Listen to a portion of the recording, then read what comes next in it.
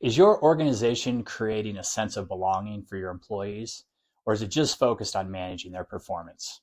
I'm Greg with Retention and Reward Partners, and today I'm talking about how to create a sense of belonging in your organization. Some research by the Harvard Business Review found that organizations with a high sense of belonging have 56% higher performance overall and a 50% less turnover rate. So sense of belonging not only helps your organization perform better, but it also actually reduces turnover. And part of the reason for that is people want to stay where they feel like they belong. And belonging is all about, do people know who I am? Do I know who they are? Do I feel like this is a place where I want to be? Do I feel like this is a place where I can be myself, fit in, be the worker that I want to be? So how do you do this in an organization? How do you create a sense of belonging? Well, at Retention Rewards Partners, one of the things that we focus on is showing leaders and employees how to create deeper professional connections across the organization.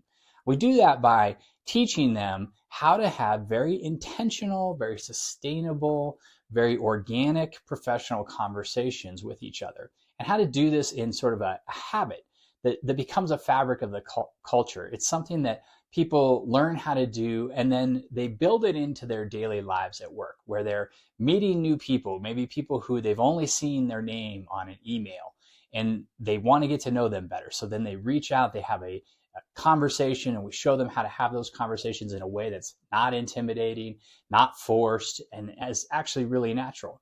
And then once they do that, they start to foster deeper professional relationships.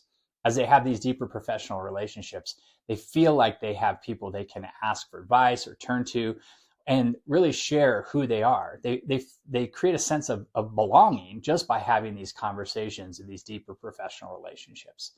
And so that's how you can actively go out and create this culture of belonging, by showing people and by prioritizing these types of interactions and conversations. So it's not just about the work and getting into meetings and talking about how we're going to do work, but it's really encouraging people to have these conversations one-on-one, to start to get to know other people in the organization, not just people on their teams, not just their direct boss, not their boss's boss, but people in other parts of the organizations. And when you do that, people feel like they know people, they feel seen by people, and they feel like they belong. And once they start to feel like they belong, they start to feel like it's a place that they want to stay.